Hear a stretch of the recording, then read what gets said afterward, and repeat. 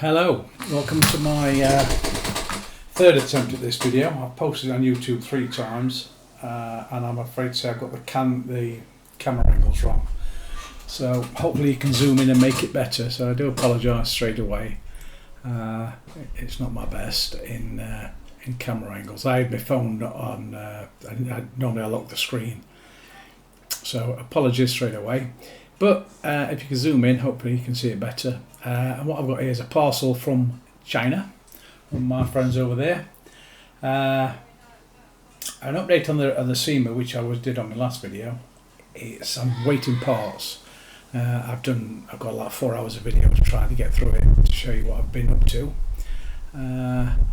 But it gave me the notion of going through all my parts, and this is where this came from. I mean, look at this here. Look, it looks suspicious, like there's a watch in there. Oh, there is. Oh, something's missing. So going through my parts, I realise I've got loads of, I've got quite a collection in the scrap bin or spares bin. So I built a 7S movement up, and the idea was to use a dial. I've got a cracking Seiko dial which has never been used.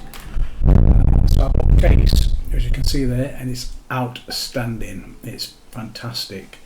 And you'd never guess how much I paid for it. You just wouldn't. When you compare what watches are in the shops and online, and this is outstanding quality. Yeah, I'll go on about it more throughout the video.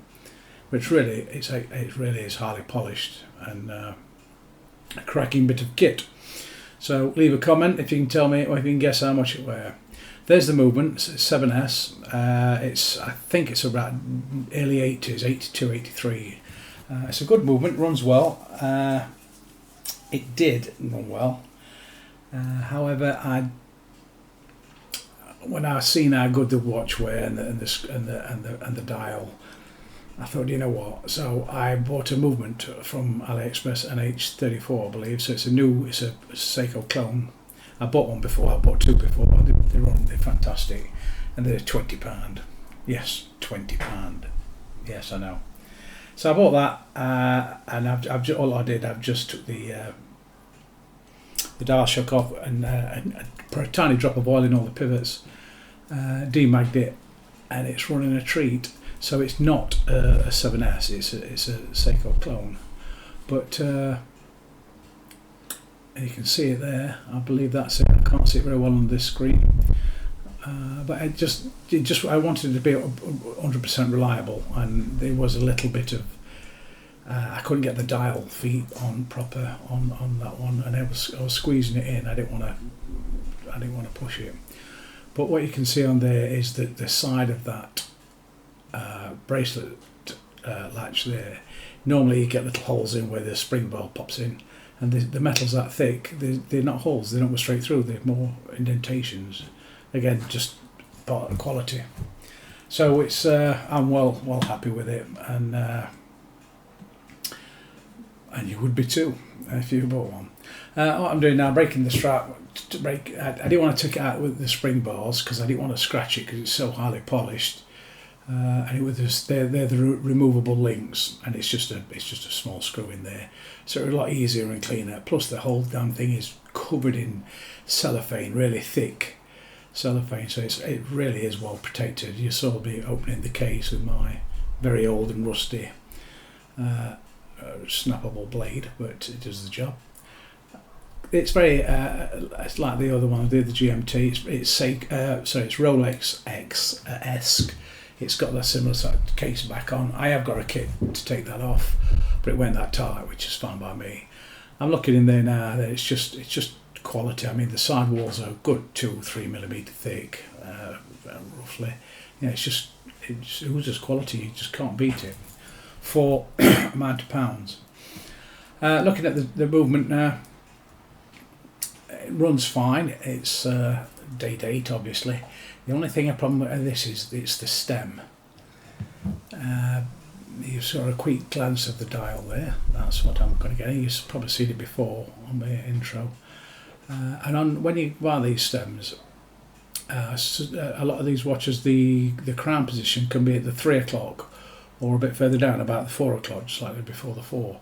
So to do that, the dial has got two applications where you know which way around you want it, and you just have to line it up, and they just, I think, they're soldered on little thin bits of wire and their feet, and they push through the holes on the plastic ring that surrounds the watch, locates it and secures it.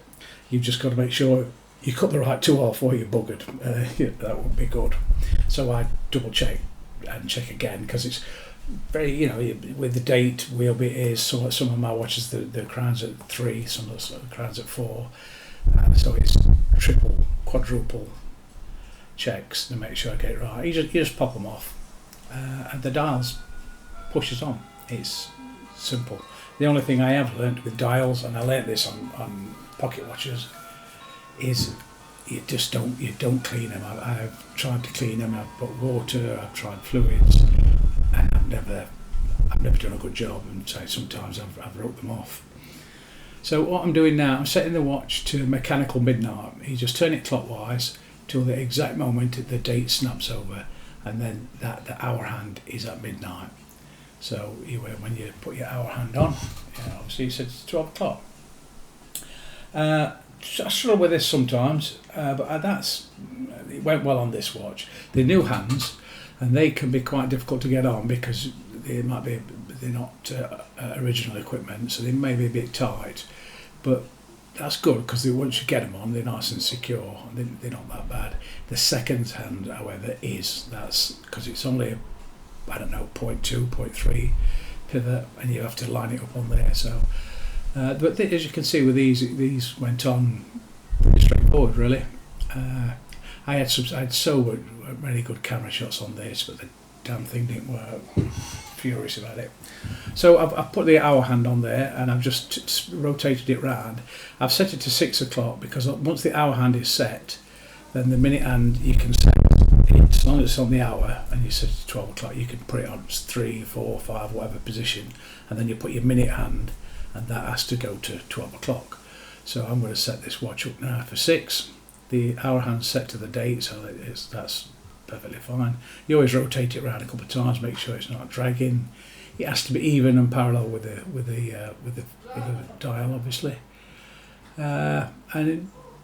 These two was okay. They look gorgeous, I think, as well. They really complement that dial. I did have a look around. I was going to put a red seconds hand on, but I thought I'd keep the set, because you've got like a white dot on it. It looks like it's floating. It's a black finger with a white dot. You'll see it shortly. But it took about 18 minutes to do, and I know that because I edited it and I've cut it a lot out. You don't want to see me keep putting it on and it falling off.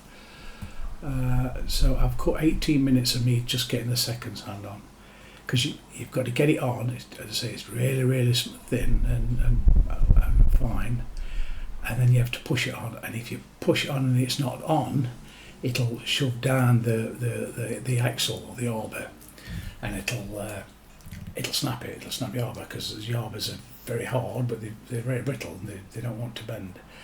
I have done it on a pocket watch before.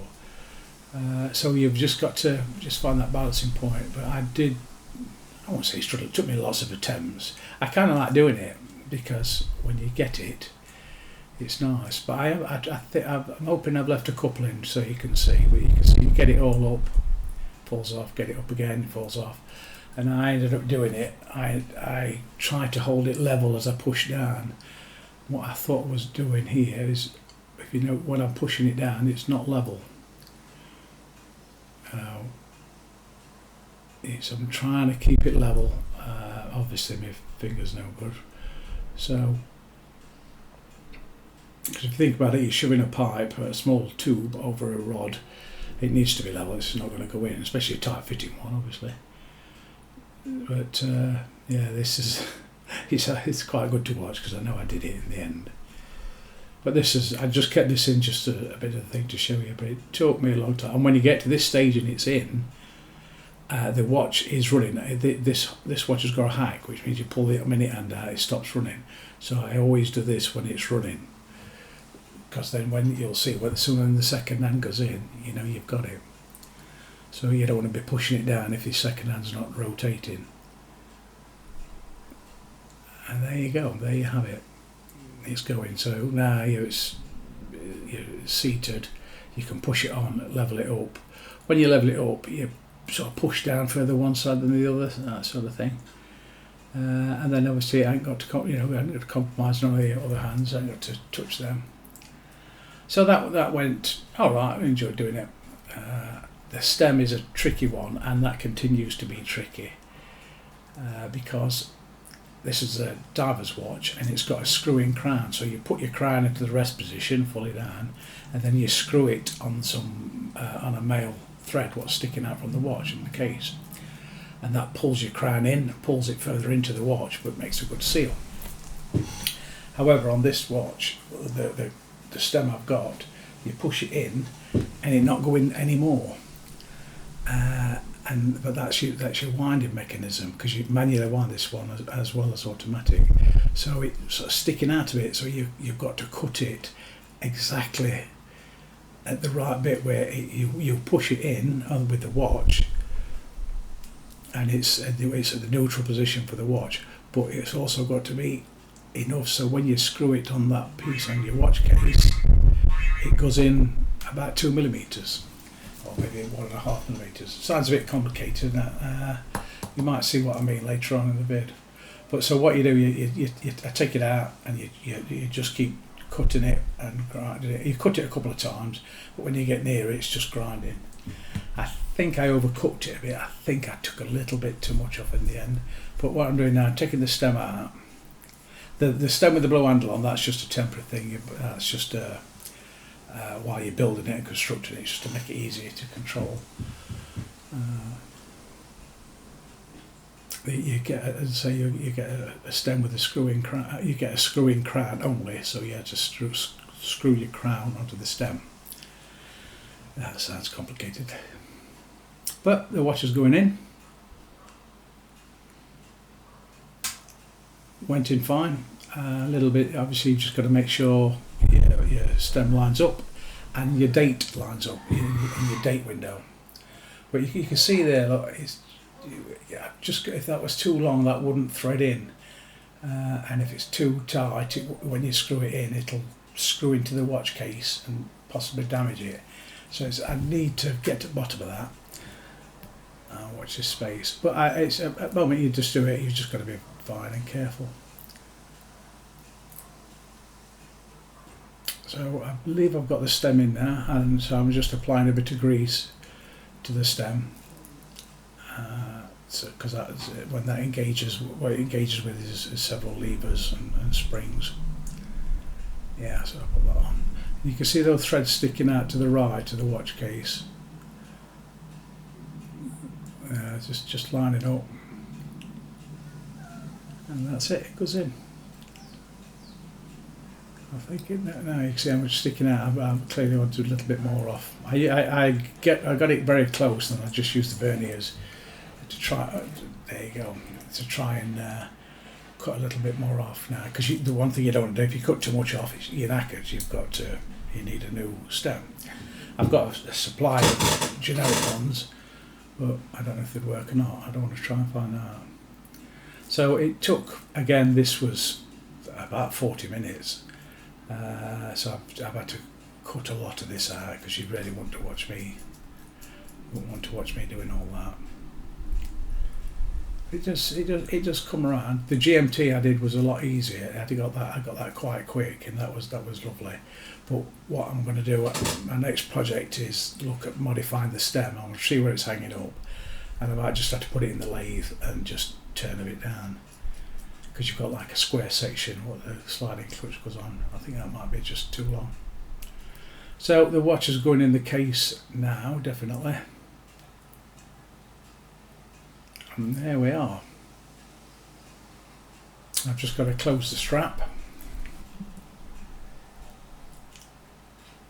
screw the base on, close the strap. The base comes with a gasket or O-ring, and I just took that off and put in some, I've got like a little pad that presses it flat, puts a bit of lubrication, a bit of Vaseline, good blow always. Just get all dust out, and because I do try and keep the watch room as tight as I can, but it does.